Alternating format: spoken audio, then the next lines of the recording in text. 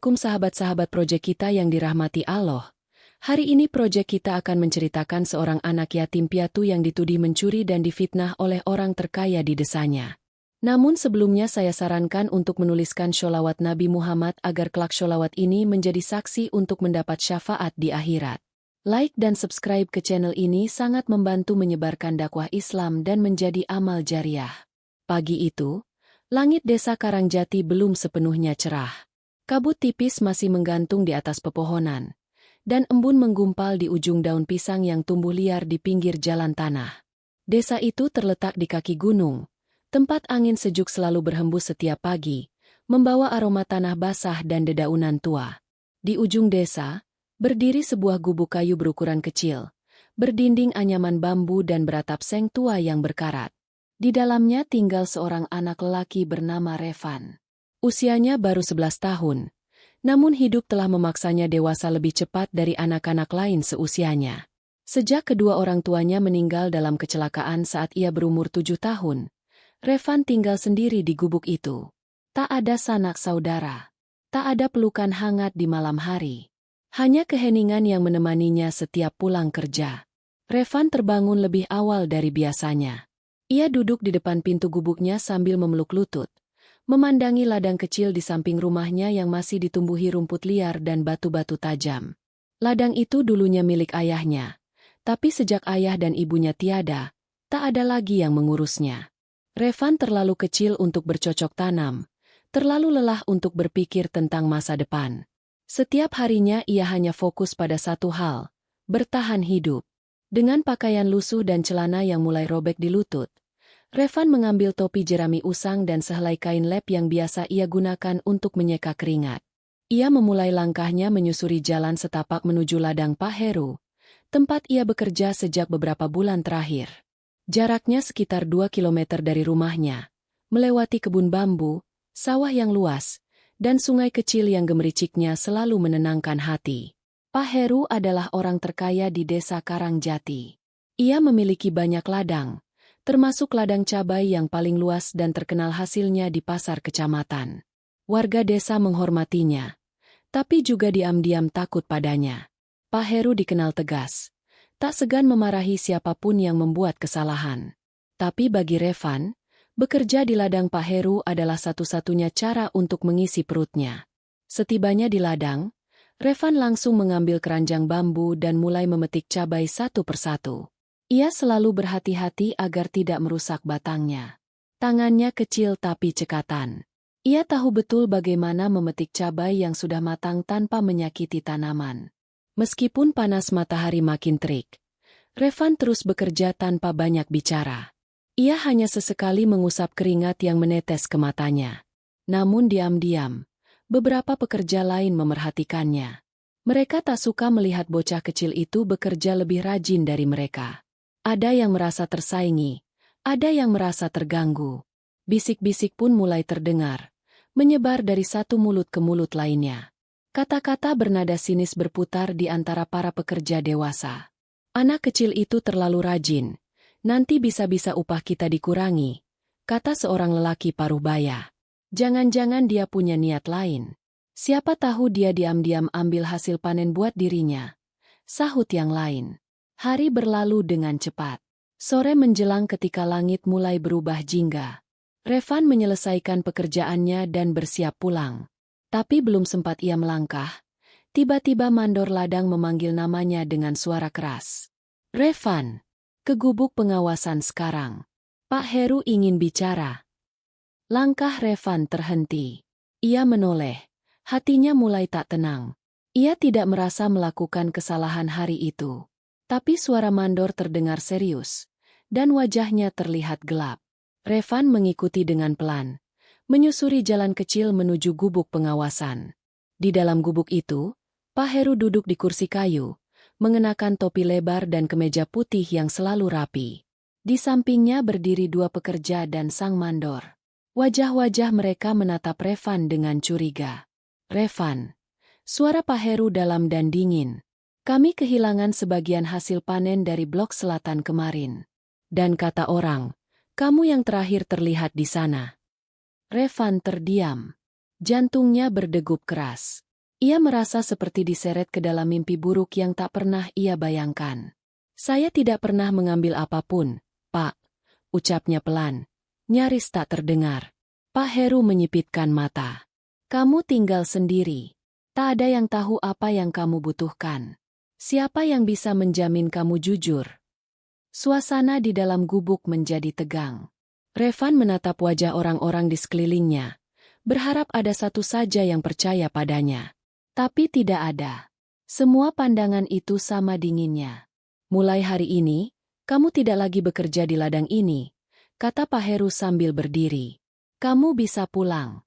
Kami tidak butuh pencuri. Revan mengangguk pelan. Tak ada air mata yang jatuh, tapi hatinya seperti ditusuk duri tajam.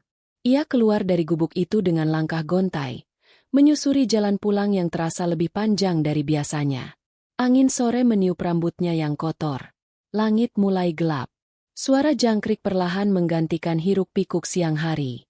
Saat ia sampai di dekat sungai kecil yang memisahkan ladang dan perkampungan, ia melihat sesuatu di balik semak. Seekor anak monyet tergeletak lemah. Tubuhnya kotor dan kakinya tampak terluka. Binatang itu tampak ketakutan dan berusaha menjauh, tapi tak bisa bergerak cepat. Revan berhenti. Ia menatap makhluk kecil itu lama sekali. Ia tahu rasanya ketakutan. Ia tahu rasanya disalahpahami dan ditinggalkan sendirian. Pelan-pelan, ia mendekat sambil berjongkok. Ia mengulurkan tangan dengan lembut, tanpa suara.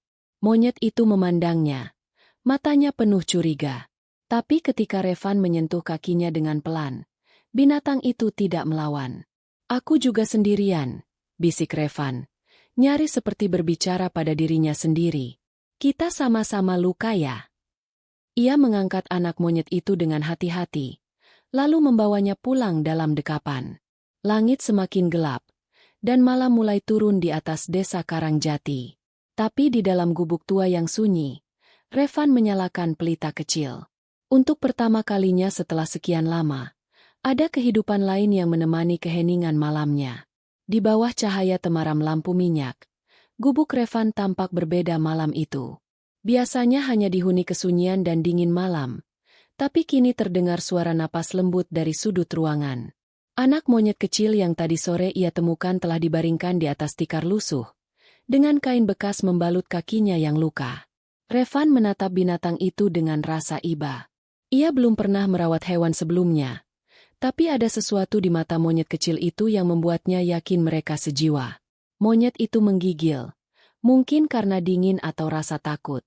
Dengan penuh kelembutan, Revan mengambil sehelai kain yang biasa ia pakai sebagai selimut dan menutupkan ke tubuh mungil itu. Kamu tidak usah takut. Namamu? Kiko, ya. Bisik Revan sambil tersenyum kecil. Kiko tidak menjawab. Tentu saja. Tapi dari caranya menatap, Revan merasa seolah Kiko mengerti.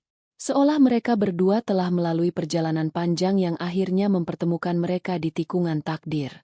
Malam itu, Revan tertidur di samping Kiko. Hatinya masih sakit karena tuduhan Pak Heru. Ia belum tahu bagaimana ia akan bertahan tanpa pekerjaan. Tapi kehadiran Kiko, sekecil apapun, memberinya harapan. Untuk pertama kalinya, ia merasa tidak sepenuhnya sendiri. Pagi berikutnya, cahaya matahari menyelinap masuk melalui celah dinding bambu.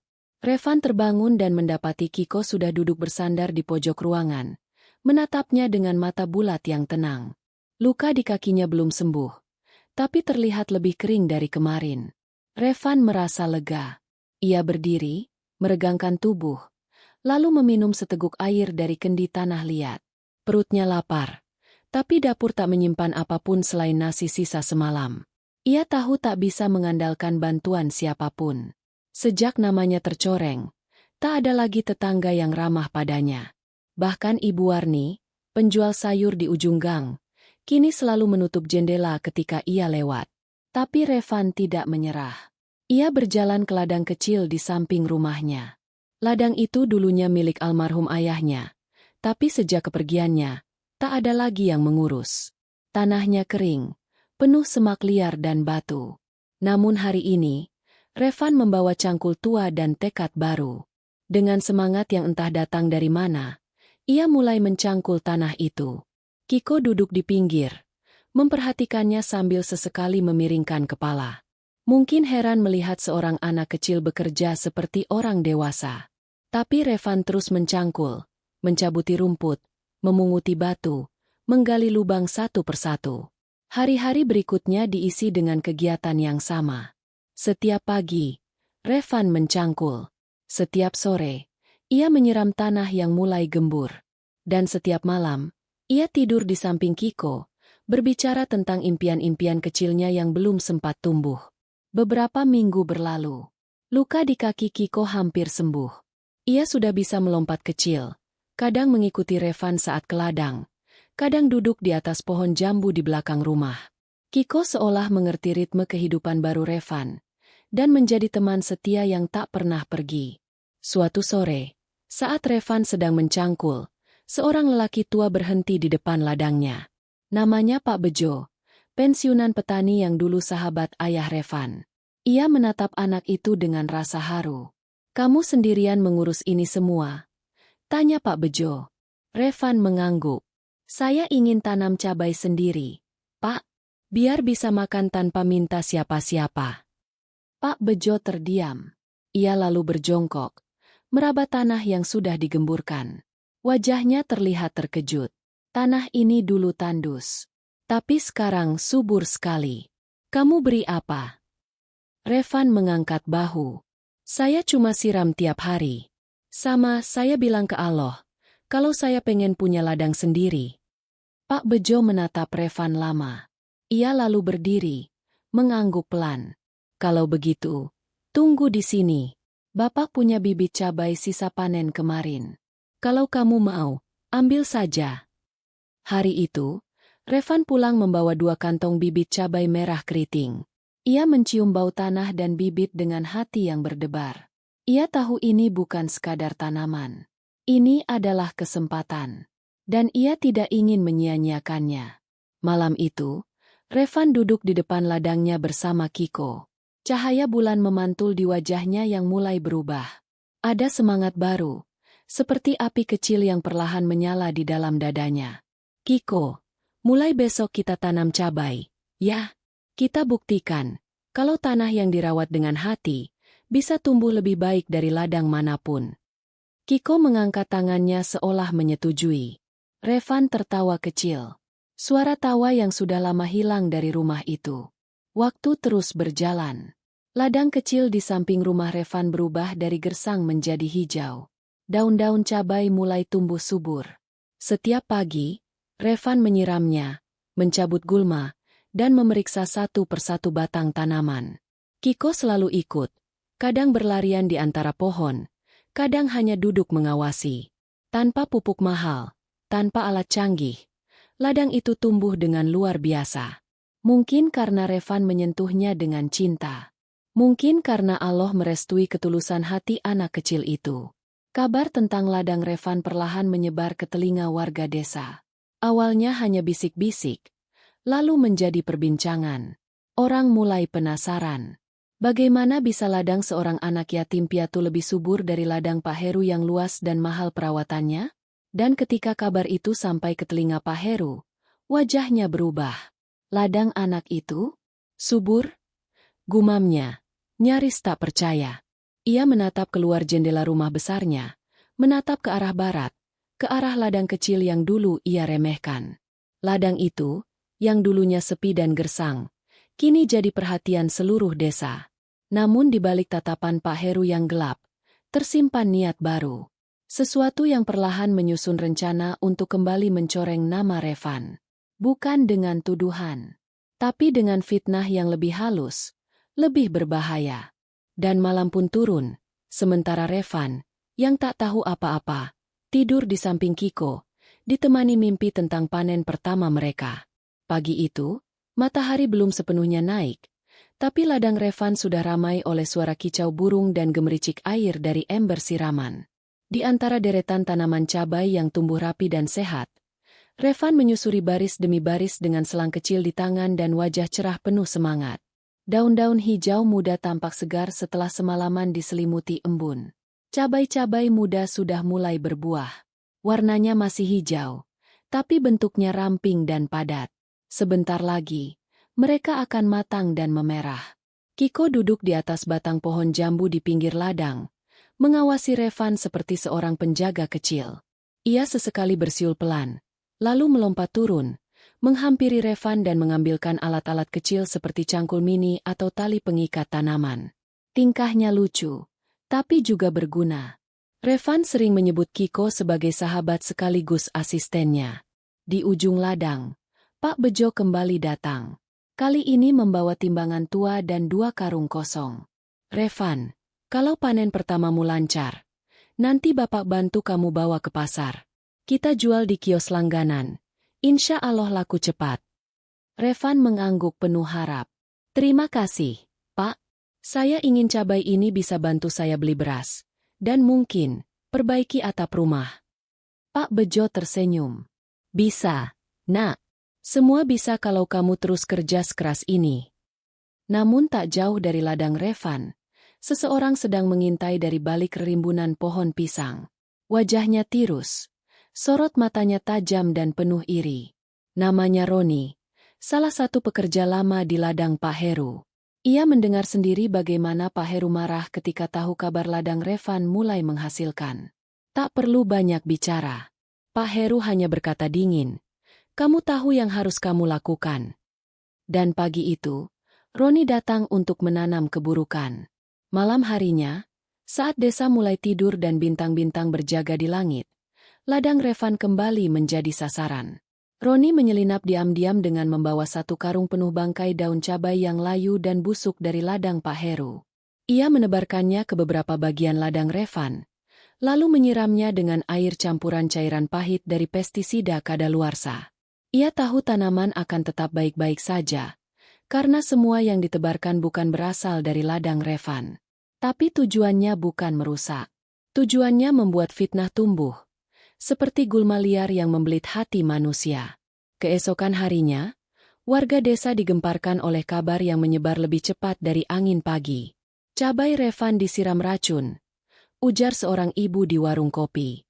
Bukan racun, tapi dia yang nyebar busuk ke ladang tetangga. Katanya si nyolong bibit dari Pak Heru juga. Sahut yang lain. Cerita itu tak bisa dibendung. Nama Revan kembali jadi bahan gunjingan. Orang-orang yang dulu mulai simpati padanya, kini kembali menarik diri. Mereka percaya apapun yang berasal dari Pak Heru. Dan fitnah ini, seperti benih busuk, telah mulai tumbuh di hati mereka. Di ladangnya sendiri, Revan tidak tahu dari mana semua ini bermula. Ia hanya melihat beberapa daun di ujung barisan mulai menguning. Beberapa tetangga yang tadinya ramah kini hanya melirik tajam. Bahkan Pak Bejo tak kunjung datang seperti janji sebelumnya. Sore itu, saat Revan sedang duduk lemas di tepi ladang, Kiko datang membawa sesuatu di mulutnya. Sebuah potongan plastik kecil. Revan mengambilnya dan memeriksa. Ada sisa bau kimia yang menyengat. "Ini dari mana, Kiko?" tanyanya. Kiko mengangkat tangan kecilnya menunjuk ke balik semak, lalu berlari kecil ke arah itu. Revan mengikutinya. Dan di balik rumpun pisang, ia menemukan beberapa sisa karung pupuk dan daun-daun yang jelas bukan dari tanamannya sendiri. Ada cap tulisan yang biasa dipakai di ladang Pak Heru. Revan menatap Kiko. Dadanya mulai panas. Tapi bukan karena marah, melainkan karena bingung. Kenapa semua ini terjadi padanya lagi? Apa salahnya mencoba menanam harapan? Malam itu, Revan duduk di depan rumah. Ia menatap langit, bertanya dalam hati, "Allah, saya cuma ingin hidup baik. Kenapa semua terus datang menuduh saya?" Kiko duduk di pangkuannya, diam dan tenang, seolah tahu Revan sedang berbicara pada langit. Beberapa hari kemudian, kabar dari pasar datang membawa kejutan. Seorang pedagang dari luar desa datang ke Karangjati, mencari sumber cabai segar yang konon katanya lebih merah dan tahan lama. Ia mendengar kabar itu dari langganan warung di kecamatan. Setelah bertanya-tanya, ia akhirnya tiba di ladang kecil milik Revan. Saat melihat langsung kualitas cabai Revan, sang pedagang tertegun. "Ini lebih bagus dari ladang-ladang besar," katanya sambil memeriksa satu demi satu. Revan hanya diam, Tak tahu harus menjawab apa. Kamu mau jual ke saya? Saya ambil semua. Langsung bayar hari ini. Uang hasil penjualan hari itu lebih banyak dari yang pernah Revan lihat seumur hidupnya. Ia tidak tahu harus senang atau takut. Tapi yang pasti, satu bagian dari hidupnya perlahan terbuka. Sebuah pintu kecil menuju masa depan. Namun berita itu, seperti sebelumnya, kembali sampai ke telinga Pak Heru. Dan kali ini, amarahnya bukan lagi tentang fitnah, tapi ancaman nyata.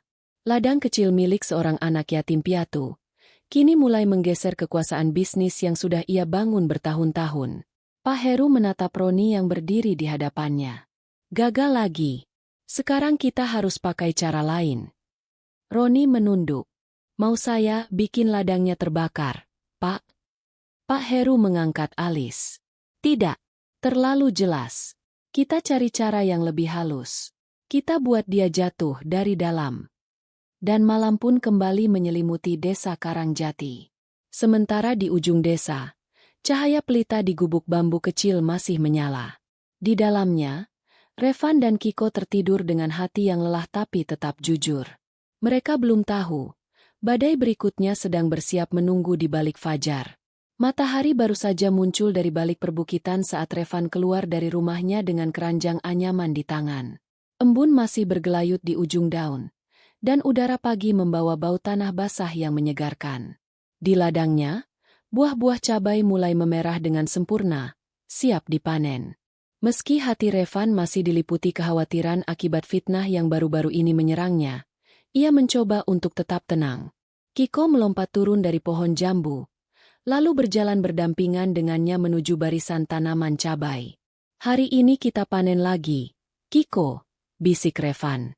Kiko bersiul kecil, lalu naik ke pundak Revan. Ia seolah paham.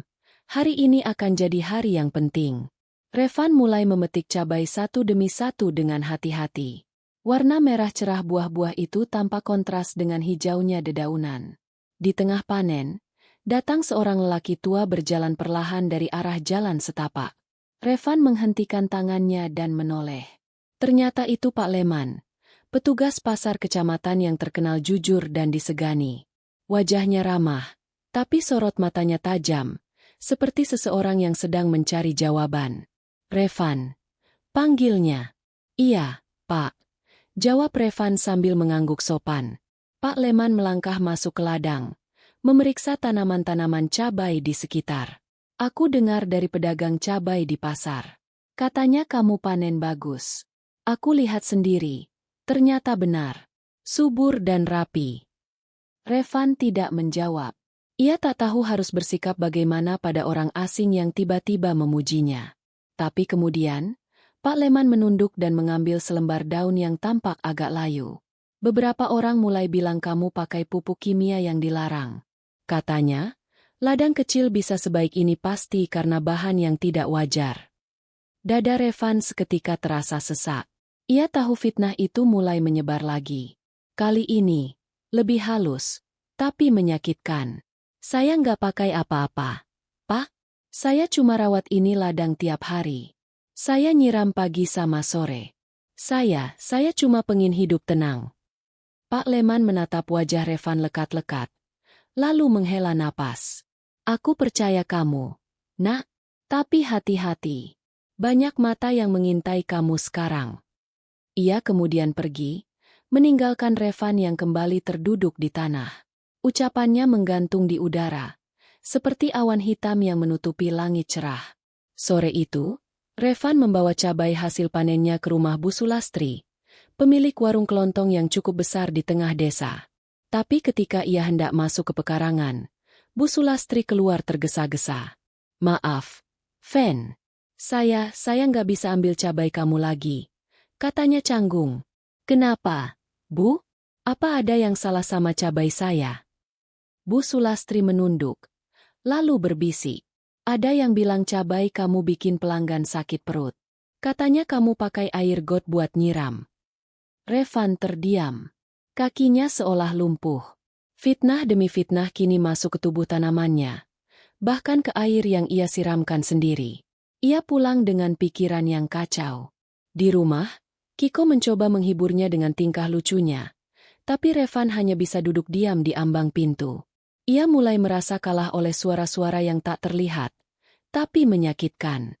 Beberapa hari kemudian, ada kejadian yang mengejutkan seluruh warga desa. Pak Heru mengumumkan akan membuka ladang cabai baru di lahan seluas 5 hektar. Ia juga menyatakan akan memberikan diskon besar kepada siapapun yang membeli hasil panennya nanti. Mulai sekarang, cabai dari Karangjati hanya boleh datang dari satu tempat. Ladang kita sendiri, kata Pak Heru lantang saat berdiri di depan balai desa. Semua orang bertepuk tangan. Banyak yang terpesona oleh janji manis dan harga murah yang ditawarkan. Hanya segelintir yang tahu bahwa pengumuman itu adalah cara Pak Heru untuk membungkam keberadaan ladang kecil milik Revan. Di rumah, Revan mendengar kabar itu dari Pak Bejo yang akhirnya kembali datang setelah beberapa hari menghilang. Aku minta maaf, Fen. Aku sempat ragu karena kabar-kabar yang beredar. Tapi aku tahu kamu anak baik. Aku percaya kamu nggak mungkin pakai cara kotor, ucap Pak Bejo pelan. Revan hanya tersenyum lemah. Saya nggak butuh semua orang percaya, Pak. Saya cuma pengin cabai saya tumbuh baik. Pak Bejo mengangguk. Kalau kamu mau, aku bisa bantu cari pasar luar desa. Aku kenal beberapa pedagang dari kota kecil di timur. Mereka nggak peduli kamu siapa. Yang penting barang bagus. Revan merasa sedikit lega. Namun, dalam hati kecilnya, ia tahu ini belum selesai. Fitnah akan terus datang. Selama ada orang seperti Pak Heru yang tidak rela kalah dari anak kecil yatim piatu. Di balik ladang, Kiko tampak gelisah. Ia terus mondar-mandir, lalu mendadak melompat ke atas pagar bambu. Matanya menatap tajam ke arah ladang Revan. Ada sesuatu yang membuatnya resah. Malamnya, saat Revan tengah tertidur lelap, terdengar suara aneh dari arah ladang. Suara ranting patah, disusul langkah kaki tergesa-gesa. Kiko yang tidur di sudut ruangan langsung terbangun. Ia menoleh cepat, lalu melompat keluar lewat jendela bambu yang terbuka. Di bawah sinar rembulan, terlihat dua sosok bayangan sedang menebarkan sesuatu di antara tanaman cabai Revan. Kiko mengamati dari atas pohon. Ia mengenali salah satu dari mereka, Roni. Dan tangan Roni membawa bungkusan plastik hitam, sama seperti malam beberapa minggu lalu. Kiko mengangkat kepalanya, lalu berlari ke dalam rumah, membangunkan Revan dengan suara panik. Ada apa, Kiko? Tanya Revan setengah mengantuk. Tapi Kiko tak berhenti menarik-narik bajunya. Revan pun akhirnya bangun dan mengikuti Kiko keluar rumah. Dari kejauhan, ia melihat dua sosok gelap itu kabur melintasi pagar belakang ladang. Revan berlari mengejar, tapi tak berhasil menangkap mereka. Hanya ada sisa jejak lumpur dan beberapa lembar daun cabai yang basah oleh cairan aneh. Dengan napas terengah-engah, Revan berdiri di tengah ladangnya.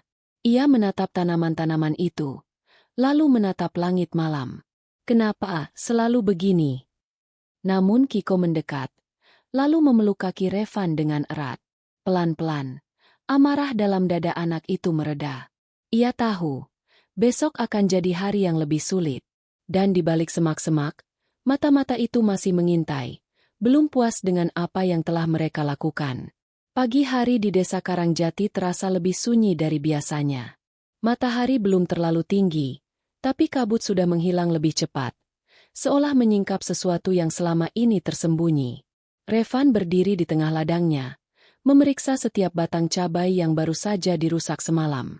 Beberapa daun terlihat layu dan lengket. Sebagian buah mulai menghitam di ujungnya. Namun Revan tidak menangis. Ia hanya diam. Tatapannya tajam, dan napasnya berat. Ia tahu, ini bukan sekadar kebetulan. Semua terlalu rapi, terlalu terencana. Di tangannya, ia menggenggam sisa plastik hitam yang ia temukan di bawah batang cabai. Di ujung plastik, ada label yang hampir terkelupas. Tulisan samar itu masih bisa dibaca. Pestisida D13, ladang Heru Tani. Kiko duduk di dekatnya, mengelus-elus tanah dengan jemarinya yang kecil. Ia tahu Revan sedang menahan banyak hal. Tapi pagi ini berbeda. Untuk pertama kalinya, Revan tidak terlihat bingung. Ia terlihat yakin. Revan menatap Kiko dan berkata pelan. Ini saatnya, Kiko. Kita nggak boleh diam lagi. Hari itu, Revan berjalan ke balai desa membawa plastik hitam itu dan beberapa daun cabai yang rusak. Ia ditemani Pak Bejo yang sejak kemarin terus mendukungnya. Orang-orang yang melihat kehadiran mereka mulai berbisik, mencoba menebak apa yang sedang terjadi. Di dalam balai, Pak Lurah dan beberapa perangkat desa tengah duduk, bersiap untuk rapat mingguan. Pak Heru juga hadir, duduk dengan percaya diri, mengenakan batik mahal dan peci hitam mengilap. Senyumnya tipis, tapi matanya tajam saat melihat Revan masuk. Pak Lurah mengangguk pelan. Ada perlu apa, Van? Revan mengeluarkan plastik hitam dan daun-daun yang rusak itu, lalu meletakkannya di atas meja kayu. Saya datang untuk tunjukkan bukti kalau ladang saya dirusak orang. Dan saya yakin, ini bukan pertama kalinya. Orang-orang mulai saling pandang. Pak Heru menyandarkan tubuhnya ke kursi. Bukti apa itu? Plastik dan daun busuk bisa kamu ambil dari mana aja. Pak Bejo maju. Saya saksi. Semalam Revan dibangunkan Kiko karena ada yang menyusup ke ladangnya. Dia lihat dua orang lari dari balik pagar. Pak Lurah mengambil plastik itu dan membaca tulisan samar yang masih menempel. Pestisida D13. Ini, pestisida lama. Sudah dilarang dipakai. Revan menatap langsung ke mata Pak Heru. Coba tanya, siapa yang masih pakai ini di desa ini? Pak Heru tertawa pendek. Tuduhan tanpa bukti. Anak kecil seperti kamu berani tuduh orang sembarangan. Tapi sebelum suasana semakin panas, suara lain muncul dari pojok ruangan. Saya tahu pestisida itu. Saya yang biasa buang sisa karung dari ladang Pak Heru. Semua menoleh. Seorang pemuda kurus dengan topi lusuh melangkah masuk. Namanya Wito, buruh harian di gudang pupuk. Saya sering lihat karung-karung itu ditumpuk di gudang belakang. 3 hari lalu, saya lihat Roni, anak buahnya Pak Heru, ngambil 2 bungkus pestisida itu. Saya pikir buat ladangnya sendiri. Pak Heru langsung berdiri. Hei, jangan asal bicara, ya. Tapi Wito tetap tenang. Ia mengeluarkan ponsel tua dari sakunya, lalu menunjukkan sebuah foto. Di layar itu terlihat Roni sedang mengangkat 2 bungkus besar pestisida dengan tulisan yang sama. Pak Lurah menyipitkan mata. Foto ini diambil kapan? 3 hari lalu. Pak, saya simpan karena aneh. Soalnya pupuk itu udah dilarang. Semua mata kini menatap Pak Heru. Ia terlihat gelisah. Matanya melirik kanan-kiri. Tapi sebelum ia bicara, seseorang berlari masuk dari luar dengan napas memburu. Pak Lurah, ada laporan dari Pasar Sentul. 2 orang ditangkap karena jual cabai oplosan. Ternyata, salah satunya pakai label palsu atas nama Ladang Revan. Pak Lurah terkejut. Siapa orangnya? Namanya Roni, satu lagi. Orang luar desa. Mereka ngaku suruhan seseorang. Semua orang kini memandang Pak Heru. Revan tidak bersuara. Ia hanya menatap lurus ke depan. Tatapannya tenang, tapi dalam. Pak Heru masih mencoba bertahan. Itu bukan urusan saya. Saya nggak tahu apa-apa. Namun suaranya terdengar goyah.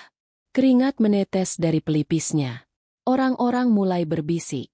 Beberapa warga yang hadir di balai desa mengangguk pelan. Perlahan, semua mulai menyadari bahwa selama ini mereka terlalu mudah percaya pada orang yang paling berkuasa. Pak Lurah berdiri. Sampai ada penyelidikan lebih lanjut, semua kegiatan ladang Pak Heru saya hentikan. Kita akan bawa semua ini ke kecamatan. Kebenaran harus ditegakkan. Pak Heru terduduk lemas. Revan masih berdiri di tempat yang sama, tak bergeser sedikit pun. Pak Bejo menepuk bahunya. Kamu sabar, Van. Allah nggak tidur. Beberapa hari berlalu. Kabar tentang kejadian di balai desa menyebar ke seluruh Karangjati. Orang-orang yang dulu mencibir Revan kini mulai datang satu persatu ke rumahnya. Ada yang meminta maaf. Ada yang sekadar membawa makanan. Tapi Revan tidak marah. Ia menerima semua dengan senyuman. Ladang kecilnya mulai pulih. Daun-daun hijau kembali tumbuh, dan buah-buah merah mulai mengisi batang dengan semangat baru. Kiko tak pernah jauh darinya. Ia kini jadi semacam penjaga resmi ladang Revan. Semua orang di desa tahu, kalau Kiko sudah siaga di sana, tidak akan ada tangan jahat yang bisa masuk lagi. Pak Leman datang kembali. Kali ini membawa kabar baik. Ada koperasi tani dari kota yang tertarik beli cabai kamu. Mereka kagum sama cara kamu rawat ladang. Mereka bilang, anak seusiamu belum pernah mereka temui. Revan hanya menunduk pelan. Saya cuma pengin hidup tenang, Pak. Tanpa fitnah. Tanpa dituduh-tuduh. Pak Leman tersenyum. Kamu sudah tunjukkan kebenaran. Dan itu cukup. Langit Karangjati sore itu memerah keemasan. Angin bertiup lembut, seperti membawa pesan dari semesta bahwa kebaikan, meski lama, akhirnya akan menang juga. Di pinggir ladang, Kiko berdiri tegak, mengangkat tangan kecilnya ke arah langit. Seolah mengucap syukur dengan caranya sendiri. Musim hujan telah tiba di desa Karangjati. Tanah mulai lembab, dan daun-daun berubah hijau lebih pekat. Udara pagi membawa aroma segar yang khas, menyelimuti perbukitan dan sawah-sawah yang terbentang luas. Di pinggir desa, ladang kecil milik Revan berdiri semakin subur. Barisan cabai tertata rapi, memerah seperti nyala harapan yang terus tumbuh dari tanah yang dulu dipandang sebelah mata. Revan kini memiliki pelanggan tetap dari koperasi tani kota, dan setiap minggu seorang pengangkut datang menjemput hasil panen. Tak hanya itu, beberapa warga desa mulai meniru cara Revan merawat tanaman, menyiramnya pagi dan sore dengan air yang bersih, dan menghindari pupuk berbahaya. Ladang Revan kini bukan sekadar ladang. Ia menjadi simbol dari ketekunan, kejujuran, dan keberanian melawan ketidakadilan. Di antara deretan tanaman, Kiko tampak lincah berlari ke sana kemari, sesekali memetik daun yang mulai layu lalu menyerahkannya pada Revan. Mereka seperti dua sahabat yang saling memahami tanpa kata-kata. Sore itu, Revan sedang menyiangi gulma ketika terdengar suara dari arah jalan setapak. "Fen!" panggil seseorang. Revan menoleh dan melihat Bulastri datang membawa rantang kecil. "Ayo makan dulu. Saya bawa sayur lodeh sama tempe goreng," ucapnya sambil tersenyum. Revan tersenyum, lalu menyeka keringat di dahinya. "Terima kasih, Bu."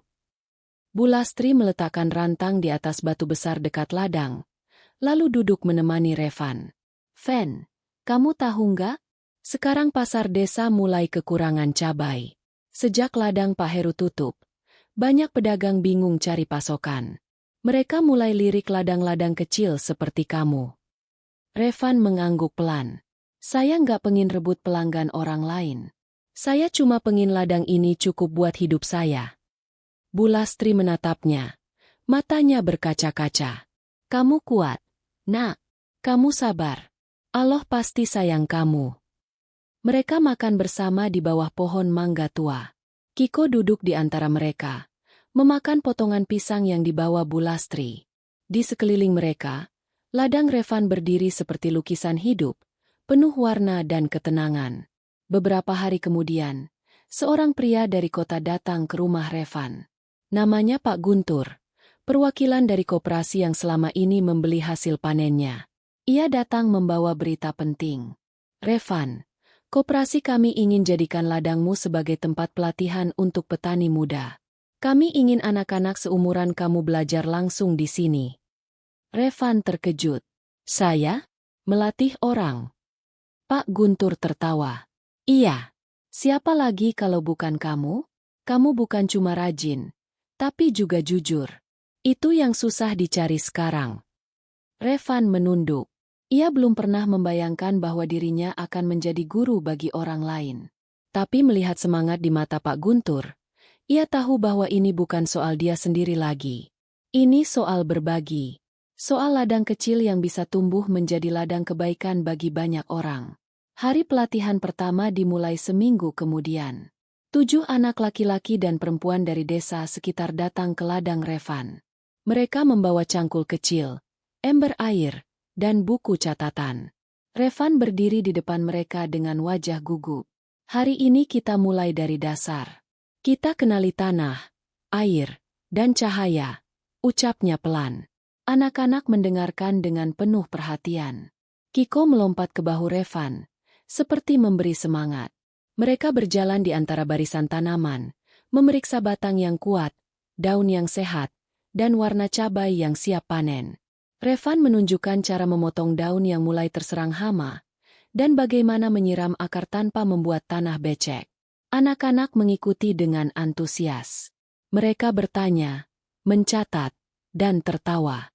Dan Revan, untuk pertama kalinya, merasa bahwa semua luka dan air mata yang ia alami tidak sia-sia. Sore harinya, setelah pelatihan selesai, Revan duduk sendirian di bangku bambu dekat pagar ladangnya. Angin bertiup lembut, membawa suara jangkrik dan bau tanah yang baru disiram. Kiko duduk di pangkuannya, mengelus lengan Revan dengan lembut. Aku masih nggak percaya, Kaika, gumam Revan. Kita bisa sampai di titik ini. Langit mulai memerah, dan di kejauhan suara adzan maghrib berkumandang dari masjid kecil desa. Revan berdiri, menatap ladangnya. Di barisan paling ujung, ia menanam satu pohon cabai yang berbeda. Pohon itu lebih tinggi, daunnya lebar, dan belum berbuah. Ia menamainya cabai harapan. Sebuah simbol dari semua perjuangan yang telah ia lalui. Di balik bukit, cahaya jingga mulai meredup, digantikan kilau bintang pertama malam itu. Desa Karangjati tak lagi membicarakan tuduhan, fitnah, atau ketakutan. Mereka kini bicara tentang Revan. Tentang anak yatim piatu yang bangkit dari tanah, merawat harapan dengan tangan kecilnya, dan menyuburkannya dengan ketulusan yang tak pernah padam.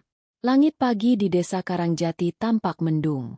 Awan-awan gelap menggantung rendah, seolah menyimpan sesuatu yang belum selesai. Angin berhembus lebih kencang dari biasanya, dan ranting-ranting pohon menari dengan suara gemerisik yang tak biasa. Revan berdiri di depan ladangnya, menggenggam erat tali ikat pinggang celananya yang mulai longgar. Sudah 3 bulan ia melatih anak-anak dari desa sekitar. Setiap hari ladangnya dipenuhi suara tawa dan semangat belajar. Namun pagi ini berbeda. Ada sesuatu di udara yang membuat hatinya gelisah. Kiko duduk diam di atas pagar bambu. Matanya menatap ke kejauhan, ke arah jalan desa yang mulai ramai oleh orang-orang berlarian. Revan, cepat ke balai desa. Suara Pak Bejo terdengar dari kejauhan. Napasnya tersengal. Pak Heru kembali. Dia bawa orang dari kota. Revan tersentak. Ia tak percaya mendengar nama itu lagi. Setelah kasus fitnah terbongkar dan ladang Pak Heru ditutup, pria itu menghilang. Tak ada yang tahu kemana ia pergi. Sekarang, tiba-tiba ia kembali. Revan meninggalkan cangkul dan berlari menyusul Pak Bejo menuju balai desa. Kiko melompat dari pagar dan mengikuti di belakang. Di balai desa, suasana tegang menyelimuti ruangan. Pak Lurah duduk di tengah, wajahnya kaku. Di sebelah kanan, berdiri Pak Heru dengan setelan jas hitam dan dasi merah menyala. Di sebelahnya, 2 orang laki-laki asing, salah satunya berkacamata tebal dan membawa berkas tebal di tangan. Pak Heru menatap Revan begitu melihatnya masuk. Senyumnya dingin, matanya menyipit tajam. Saya kembali untuk ambil kembali hak saya, ujar Pak Heru lantang. Tanah itu, tempat bocah itu tanam cabai, itu tanah warisan milik kakek saya. Saya punya suratnya. Revan tercekat. Apa maksudnya? Pria berkacamata membuka mapnya dan menunjukkan salinan kertas. Menurut data dari kantor pertanahan, lahan tempat ladang Revan berdiri dulunya memang bagian dari tanah warisan keluarga Heru. Tapi terjadi kekeliruan pencatatan setelah kakeknya meninggal.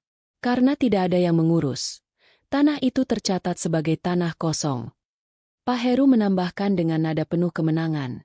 Dan sekarang saya mau ambil kembali. Anak ini harus angkat kaki dalam 7 hari. Semua yang hadir terdiam. Pak Lurah menatap berkas itu, lalu menatap Revan. Kita harus verifikasi dulu, Pak Heru. Ini bukan perkara sederhana. Namun Pak Heru bersikeras. Saya kasih waktu seminggu. Kalau masih nekat tinggal di situ, saya akan ambil tindakan hukum.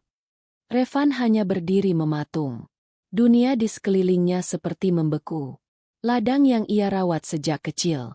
Ladang yang memberinya makan, harapan, dan kehidupan. Sekarang hendak direbut begitu saja? Hari-hari berikutnya diliputi kegelisahan. Warga desa ramai membicarakan kemungkinan Revan terusir dari ladangnya. Beberapa datang ke rumahnya membawa makanan, menyemangatinya agar tidak menyerah. Tapi Revan tahu, dukungan saja tak cukup. Ia butuh bukti. Sesuatu yang bisa melawan surat kepemilikan tanah itu. Malam itu, Revan duduk di depan tungku kecil sambil menatap api. Kiko meringkuk di pelukannya. Apa yang harus aku lakuin, Kaika? Semua bisa hilang. Kiko hanya memeluknya lebih erat. Tiba-tiba terdengar suara langkah kaki di luar. Pintu rumahnya diketuk pelan. Revan membuka, dan di luar berdiri seorang pria tua berkacamata tebal dengan tongkat kayu di tangan. Namanya Mbah Karyo. Dulu ia bekerja sebagai pencatat tanah dan saksi batas wilayah desa. Revan, ucapnya pelan. Aku dengar soal tanahmu. Aku ingat sesuatu. Revan menatapnya dengan harapan. Kakekmu dulu pernah kasih aku peta tangan tentang batas-batas tanah. Dia bilang, kalau nanti aku mati dan cucuku butuh bukti, kasihkan ini. Peta itu masih kusimpan. Revan tak bisa menahan air matanya. Ia menggenggam tangan Mbah Karyo erat-erat. Malam itu, Mbah Karyo menginap di rumah Revan. Ia mengeluarkan gulungan kain tua dari tasnya. Di dalamnya, terdapat lembaran peta kusam, lengkap dengan tanda tangan saksi dan stempel desa lama. Keesokan paginya, Revan datang lagi ke balai desa. Kali ini ia membawa Mbah Karyo dan peta itu. Pak Lurah membentangkan peta itu di atas meja. Ia mencocokkan tanda-tanda lama dengan peta baru yang dibawa Pak Heru. Perbandingan menunjukkan perbedaan besar. Ternyata ladang Revan memang berada di luar batas tanah warisan milik keluarga Heru. Hanya saja, dalam peta baru yang dibuat oleh pihak kota, batas itu tergeser karena ketidakakuratan pembaruan data. Pak Heru murka. Itu peta kuno. Nggak valid. Namun Mbah Karyo bersikeras. Peta ini saksi sejarah. Ada tanda tangan almarhum kakekmu dan 5 warga desa yang masih hidup. Bahkan Pak Lurah tahu sendiri ini asli. Pak Lurah mengangguk. Saya akui. Saya pernah lihat peta ini waktu kecil. Akhirnya, setelah perdebatan panjang, disepakati bahwa peta milik Mbah Karyo menjadi dasar pemulihan data. Surat yang dibawa Pak Heru dinyatakan keliru akibat kesalahan administratif. Pak Heru menatap Revan dengan pandangan kalah. Ia tahu permainan sudah berakhir. Tanpa berkata apa-apa lagi, ia berjalan keluar dari balai desa, meninggalkan tatapan warga yang kecewa. Hari itu, warga desa berkumpul di ladang Revan. Mereka membawa alat musik, makanan, dan tumpeng kecil. Mereka ingin merayakan kemenangan kecil itu bersama Revan. Bukan karena menang dari Pak Heru, tapi karena berhasil mempertahankan sesuatu yang tumbuh dari keringat dan ketulusan. Revan berdiri di tengah ladang, dikelilingi orang-orang yang dulu meragukannya, tapi kini mendukungnya sepenuh hati. Ia tidak berkata apa-apa. Ia hanya menatap ke langit, lalu menunduk dan memegang tanahnya dengan kedua tangan. Allah, terima kasih, bisiknya. Di pundaknya, Kiko meloncat-loncat kecil, tertawa riang dengan suara khasnya.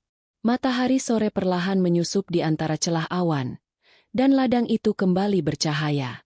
Seolah semesta mengakui, tanah itu memang milik Revan. Musim panen kembali datang di desa Karangjati. Ladang-ladang menghijau, dan cabai-cabai ranum menggantung di batangnya seperti permata merah menyala. Udara pagi dipenuhi aroma tanah basah dan harapan yang tumbuh dari setiap tunas kecil. Di tengah semua itu, ladang Revan menjadi pusat perhatian. Anak-anak dari pelatihan tani datang lebih sering sekarang. Mereka tak hanya belajar menanam, tapi juga berdiskusi tentang pupuk organik, pengendalian hama alami, dan teknik irigasi sederhana. Bahkan ada beberapa mahasiswa dari kota yang datang untuk melakukan penelitian kecil. Revan tidak pernah menyangka bahwa tempat yang dulu hanya berisi tanah kosong dan rerumputan liar kini menjadi sumber ilmu dan kehidupan. Ia masih mengenakan pakaian yang sama, celana lusuh, kaos yang memudar, dan topi jerami yang mulai berlubang di pinggirnya. Tapi kini, setiap orang memandangnya dengan hormat. Kiko, seperti biasa, menjadi pusat perhatian. Anak-anak menyayanginya, dan Kiko senang berlarian membawa daun atau menggoda mereka dengan pisang curian. Wajah Revan selalu tersenyum melihat kelucuan sahabat kecilnya itu. Pagi itu, Revan sedang menyiram tanaman ketika seseorang datang dari arah jalan desa. Ia mengenakan baju batik, membawa map di tangan, dan senyum ramah di wajahnya. "Selamat pagi. Apa ini ladang Revan?" tanyanya sopan. Revan menghentikan aktivitasnya. "Iya, saya Revan. Saya Pak Haryo dari Dinas Pertanian Provinsi. Kami sudah mendengar banyak tentangmu. Kami datang untuk menawarkan program kemitraan. Pemerintah ingin menjadikan ladang ini sebagai proyek percontohan petani muda." Revan terdiam. Lidahnya tercekat. "Saya? Petani muda percontohan?" Pak Haryo mengangguk sambil tersenyum. "Iya. Kami ingin kamu jadi inspirasi buat anak-anak lain.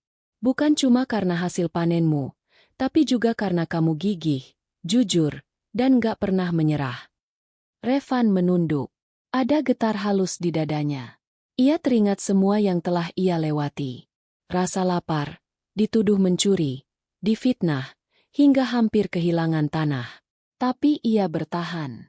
Karena ladang ini bukan sekadar ladang. Ini adalah hidupnya. Malam itu, Revan menyalakan lampu minyak kecil di rumah sederhananya. Di meja kayu usang, ia membuka buku catatan yang selama ini ia tulis sendiri. Di sana ada gambar peta tanam, jadwal panen, jumlah cabai yang ia hasilkan, dan nama-nama pelanggan tetap. Ia menuliskan satu kalimat baru di halaman terakhir. Ladang ini bukan tentang seberapa banyak panennya, tapi seberapa besar keikhlasan yang ditanam. Ia menutup bukunya dan menatap Kiko yang tertidur di pojok ruangan. Hatinya hangat, meskipun rumah itu dingin oleh hembusan angin malam. Beberapa hari kemudian, upacara kecil digelar di balai desa. Warga berkumpul, anak-anak membawa bendera kecil, dan Pak Lurah berdiri di podium yang dihiasi kain merah putih. Di hadapan semua orang, Revan diberikan piagam penghargaan sebagai petani muda inspiratif dari pemerintah provinsi.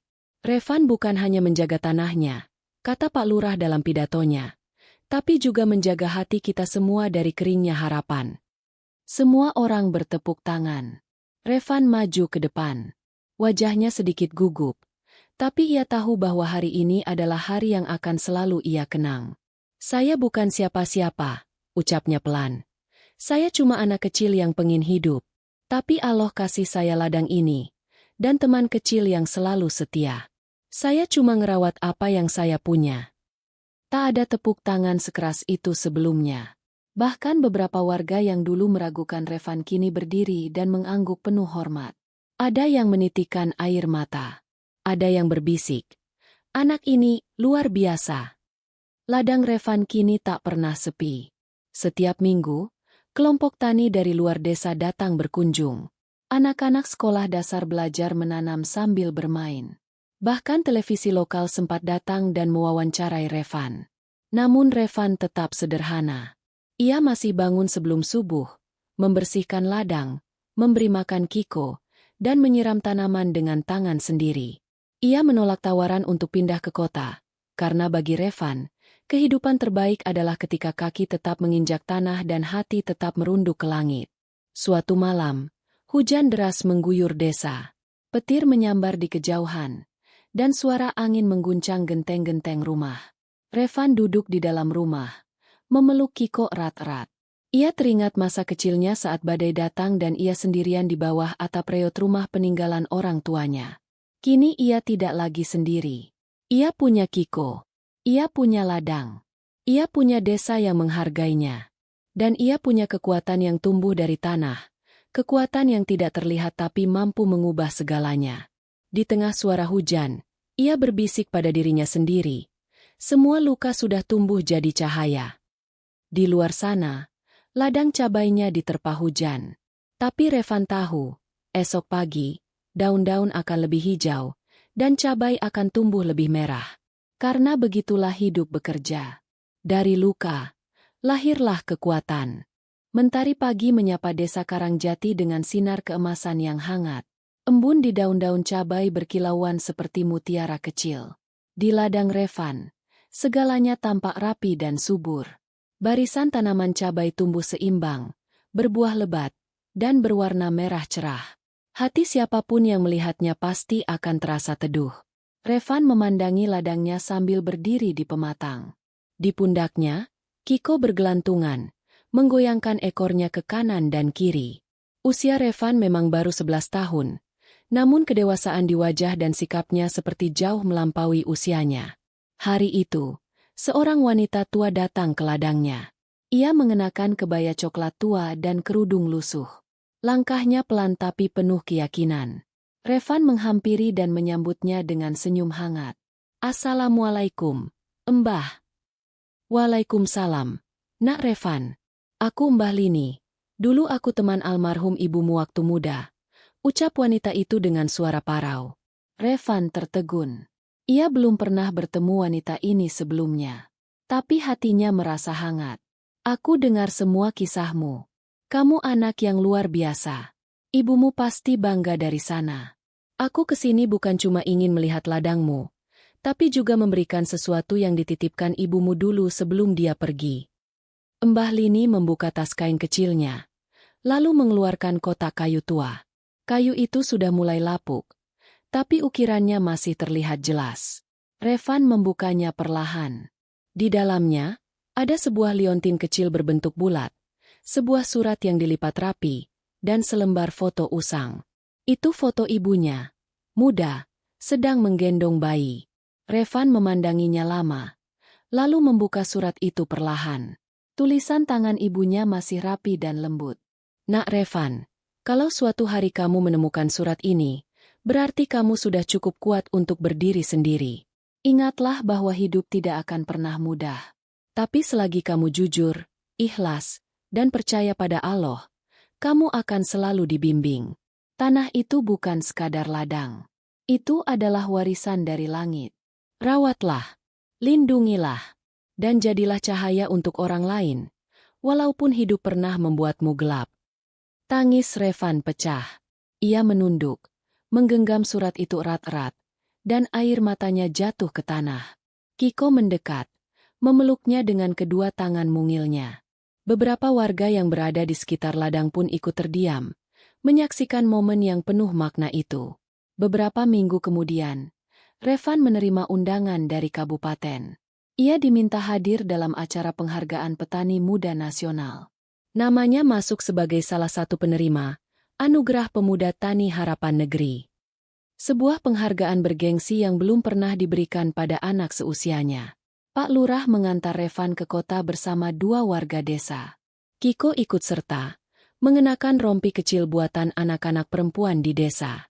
Di panggung megah yang dikelilingi cahaya, Revan tampil apa adanya.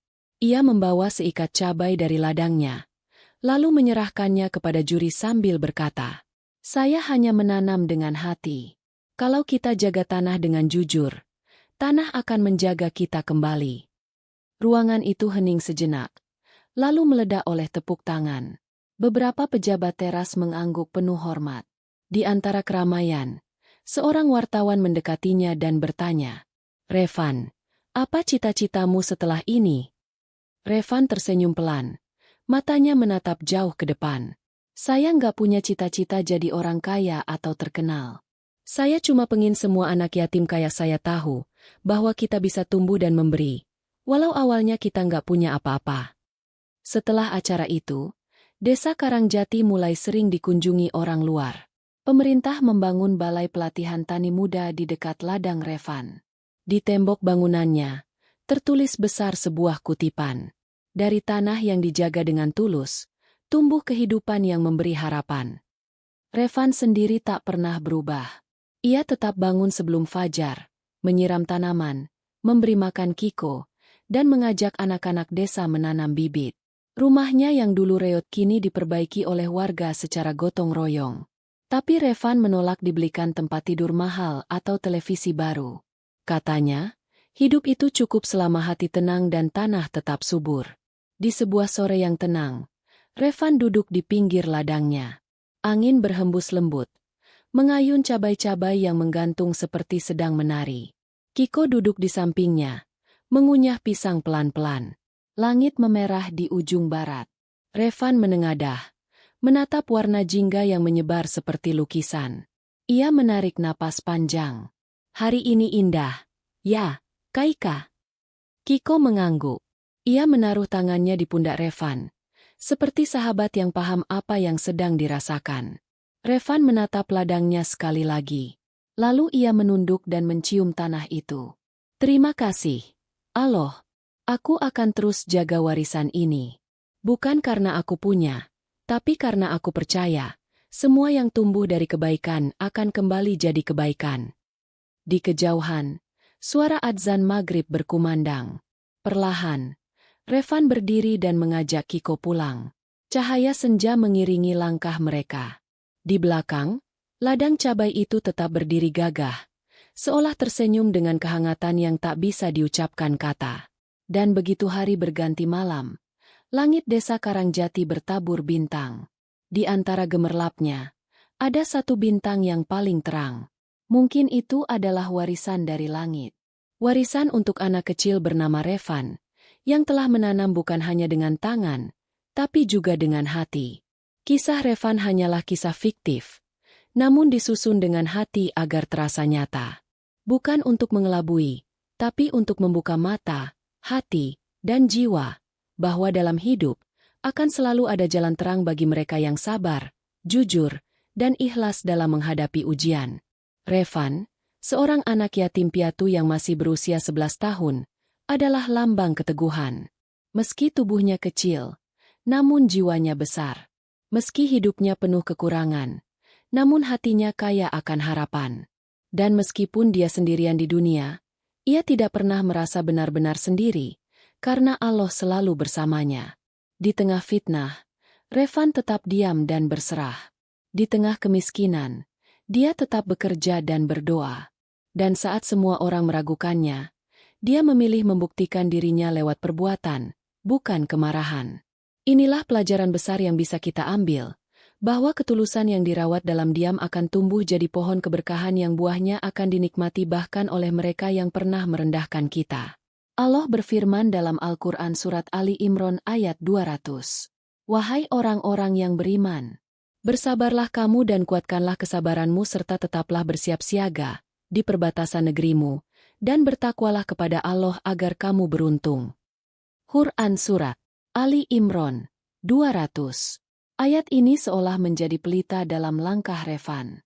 Ia bersabar, menguatkan diri, tetap siaga menghadapi fitnah, dan yang paling penting, ia bertakwa kepada Allah dalam setiap langkahnya. Dan lihatlah, keberuntungan yang datang bukan dalam bentuk harta yang tiba-tiba muncul, tapi dalam bentuk kemuliaan, kepercayaan, dan keberkahan tanah yang ia jaga dengan cinta. Kisah ini juga mengingatkan kita tentang fitnah, sesuatu yang bisa meluluhlantakkan kehidupan seseorang, terutama jika dilakukan tanpa bukti dan penuh kebencian. Tapi Allah tidak pernah tidur. Setiap kebohongan pasti akan terkuak. Setiap ketidakadilan akan menemukan penebusnya. Dan setiap air mata yang jatuh dalam doa akan dibalas dengan jalan keluar yang tak disangka-sangka. Sebagaimana dalam Al-Quran, Allah juga menjanjikan dalam surat At-Talaq ayat 2-3. Barang siapa bertakwa kepada Allah, niscaya Dia akan mengadakan baginya jalan keluar, dan memberinya rezeki dari arah yang tidak disangka-sangkanya. Quran Surat At-Talaq 2-3. Revan tidak pernah menduga bahwa tanah kecil di samping rumahnya akan membawa perubahan besar dalam hidupnya. Dia tidak pernah berharap jadi tokoh desa, apalagi menerima penghargaan. Tapi karena dia menjaga keikhlasannya, Allah membuka jalan dari arah yang tidak ia perkirakan.